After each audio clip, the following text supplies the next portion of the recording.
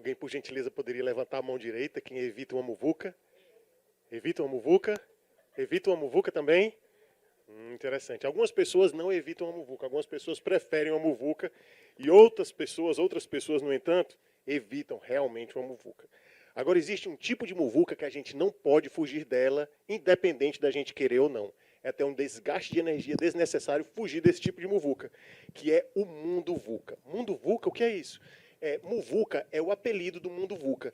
O que é o mundo... Não, porque eu sou desajeitado, eu posso tropeçar isso aí, cair, eu morro de medo.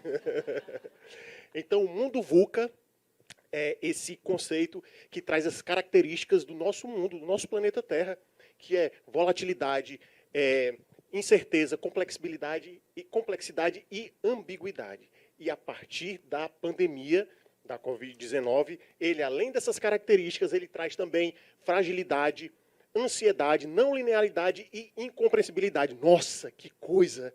E como é que a gente, dentro desse tornado, a gente vai conseguir engajar e produzir?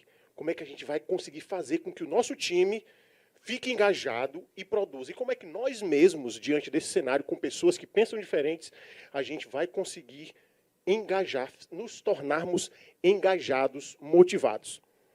A gente vai utilizar aqui um veículo bem interessante e a gente está alinhado. É interessante que a gente está alinhado e isso é importante porque reforça uma cultura organizacional. E isso é importante fortalecer a cultura organizacional. A gente vai descobrir os motivos por que isso é importante. Mas a gente vai utilizar agora um veículo que ele é muito prático. Ele é muito prático. Pode ser utilizado em qualquer área. E, aliás, é interessante que ele seja utilizado em todas as áreas. Ele é muito viável porque para implementar não precisa... Não é o peixe, tá? Não precisa... Eu olhei aqui para ver o que estava passando. A Elba estava olhando para ele. O que é que ela está olhando tão interessante? É o peixe. Então, não é o peixe. É algo que é muito interessante, é muito prático, deve ser utilizado em todas as áreas. É viável porque, para utilizar, não precisa de recursos econômicos a mais. Pode ser utilizado sem isso. E é algo que é o desejo de muitas pessoas, inclusive dos nossos clientes externos, que são os responsáveis pelo pagamento dos nossos salários. O que seria isso? Seria ouvir as opiniões diferentes. Não só ouvir as opiniões diferentes, mas fomentar dentro dos nossos times que pessoas pensem diferente de nós. Nossa, como é que um gestor vai ouvir isso e vai dizer, esse cara é louco. Eu, gestor, eu vou ouvir o meu time? Como eu vou fazer isso? Isso não vai dar certo. Será que isso vai dar certo? Então, vamos lá.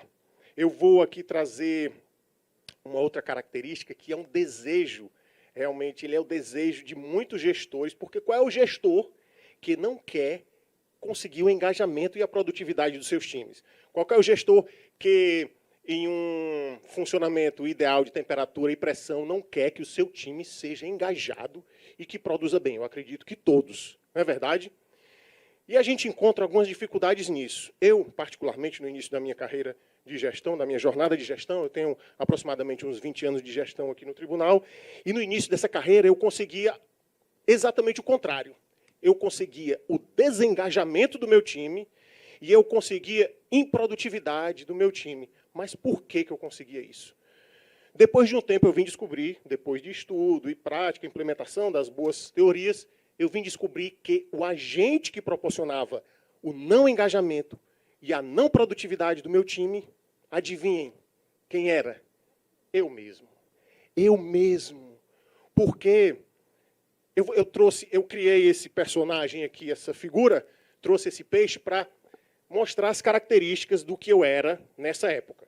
Então, eu acho legal assim, skin in the game, a pele no jogo, para mostrar que qualquer um é capaz de fazer isso. Eu não tenho nenhuma habilidade aqui a mais do que os outros aqui. As minhas habilidades são normais, eu não gosto nem dessa palavra normal, principalmente hoje em dia, mas são habilidades que qualquer pessoa não precisa ter habilidades adicionais para isso. O peixe beta, para quem não conhece, é esse peixe aqui. Quando eu era criança também eu usava o peixe beta, brincava com ele, a gente comprava o peixe beta e ele, no padrão normal, ele fica desse jeito aqui. A gente bota ele numa garrafinha, pode ser numa garrafa pequena, e ele é territorialista, ele não gosta de outro peixe beta perto dele. Quando um outro peixe beta chega perto dele, ele, desse padrão assim, ele fica... Tu está com o controle aí, Jonathan, por favor? Ele fica desse jeito aí. Olha que coisa interessante, ele fica desse jeito. A gente, quando era pequeno, dizia que ele ficava armado. Dizia que o peixe beta ficava armado, que ele fica pronto para se defender de outro peixe beta. Mas o peixe beta, ele não fica assim só com outro peixe beta. Se a gente botar ele no espelho, botar um espelhozinho, ele também fica desse jeito. E se a gente pegar a tampinha de uma caneta e botar perto do vidro que ele está, ele também fica desse jeito aí. Ele se arma com qualquer coisa que ele ache que é um outro peixe beta. E, assim, eu tenho muitas características. Eu não era bonito, obviamente, como um peixe beta desse. Eu era mais jovem, tinha mais cabelo. Mas a característica mesmo que chamava a atenção é que eu me armava quando chegava um colaborador pensando diferente de mim. Opa, esse cara aqui quer me desestabilizar, quer testar, quer me testar. E então, outros gestores também chegavam próximo para partilhar as boas práticas. E eu, como um bom peixe beta, eu acreditava que aquele gestor queria sobrepor as minhas práticas, queria pegar as práticas dele e implementar no setor onde eu estava responsável, para que considerasse a minha menos. Olha que coisa, que mentalidade.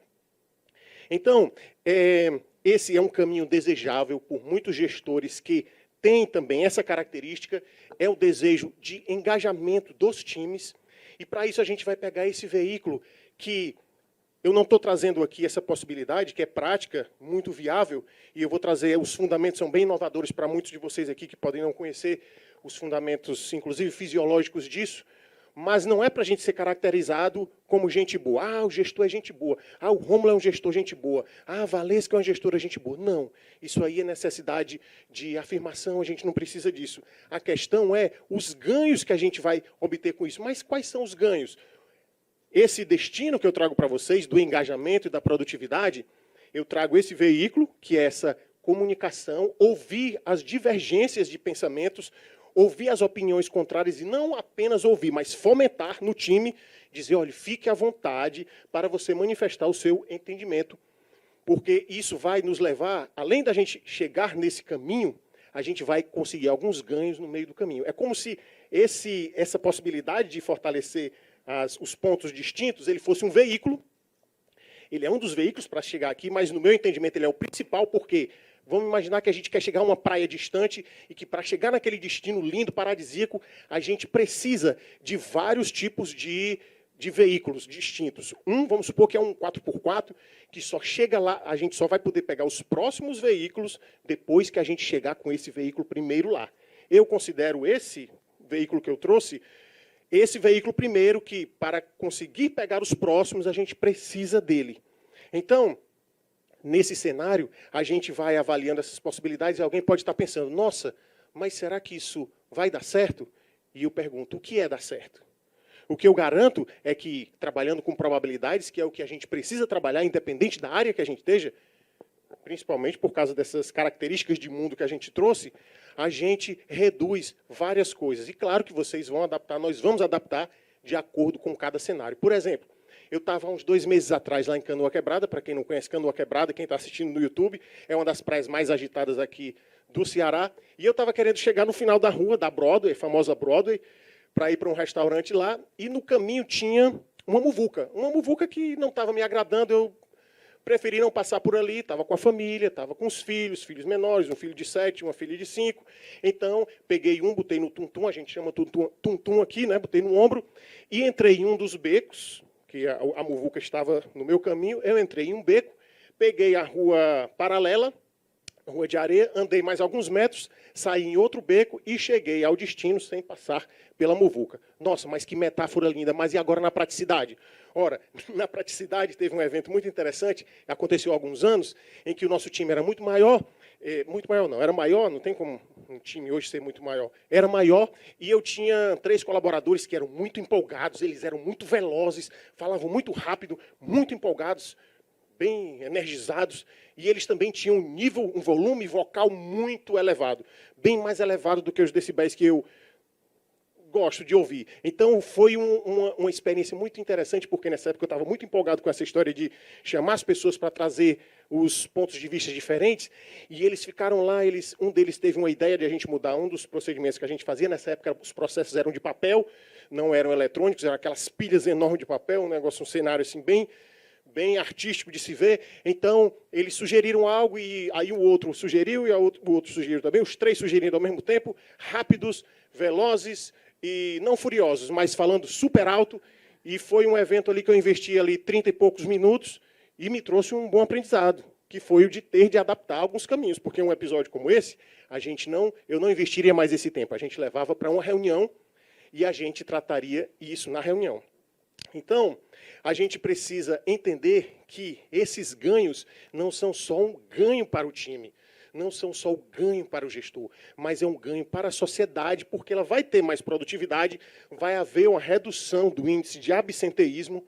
E eu falei do viés, não falei do viés inconsciente, mas é uma das coisas que a gente ganha com isso, que é a gente não ter um pensamento enviesado. O que é um pensamento enviesado? É baseado nas crenças que nós temos, das coisas que a gente passou durante a vida, e até ancestralmente a gente a gente herda esses valores e a gente age com base em probabilidades, em atalhos mentais, porque nós fomos programados para que o nosso cérebro, para economizar energia, a gente tem atalhos mentais. Então, a gente utiliza isso de várias formas equivocadas. Por exemplo, o meu vizinho joga na Mega Sena e ele ganhou. Então, eu vou jogar também, porque pode ser que eu ganhe. Ele ganhou, então é alguém que eu conheço, então está mais perto de eu ganhar, porque é alguém que eu conheço, né? Então, esse é um dos tipos de vieses. E um exemplo prático que houve comigo há umas semanas, acerca desse viés, e a forma como eu busquei para fugir desse viés, porque a gente nunca está isento completamente desse tipo de viés, a gente consegue só reduzir ao máximo. A gente estava em um episódio lá que uma das minhas colaboradoras, mesmo querendo fugir de viés sempre, o viés me pegou no seguinte sentido: eu acreditava que ela não estava mais interessada em ficar conosco na unidade. E aquilo estava me preocupando, e a gente fez uma reunião, e para que eu evitasse esse viés, eu chamei a minha substituta, e o fundamento foi o seguinte: eu queria que essa colaboradora ficasse mais à vontade com ela, que elas têm uma relação boa.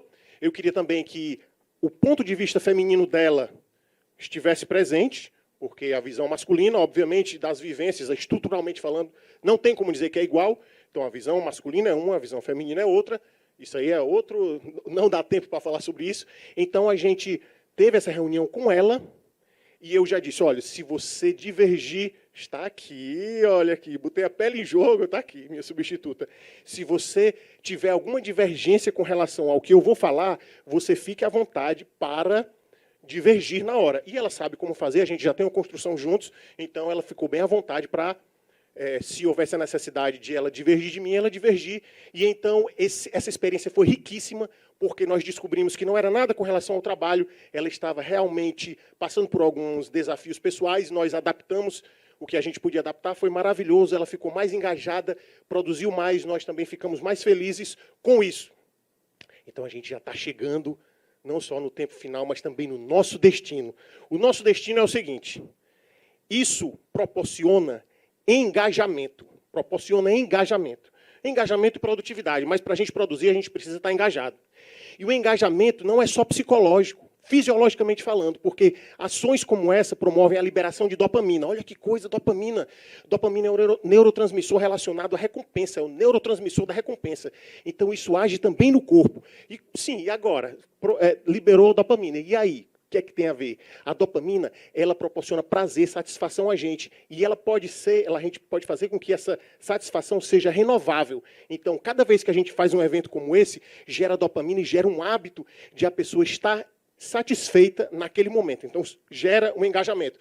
Mas, como se não bastasse a liberação da dopamina, libera também ocitocina, que é o hormônio das relações sociais. Isso mesmo, a ocitocina é responsável por fazer com que as relações sociais sejam mais fortes. Ela é responsável também pelo procedimento da empatia. E olha que lindo, ela é liberada na hora da amamentação. Então, juntando dopamina com ocitocina, a gente gera algo que é o que todos nós precisamos, tanto como profissionais como seres humanos, que é o propósito. Porque o propósito é mais importante do que a própria motivação. Porque no dia que eu não estiver motivado, se eu não tiver motivos para agir, mas se eu tiver o propósito, eu vou agir mesmo sem estar motivado.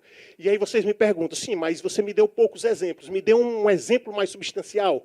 E o exemplo substancial que eu trago para todos vocês hoje, para nós beneficiados com esse exemplo, é o próprio Inova Set Talks, onde foram convidados magistrados, servidores, estagiários e terceirizados.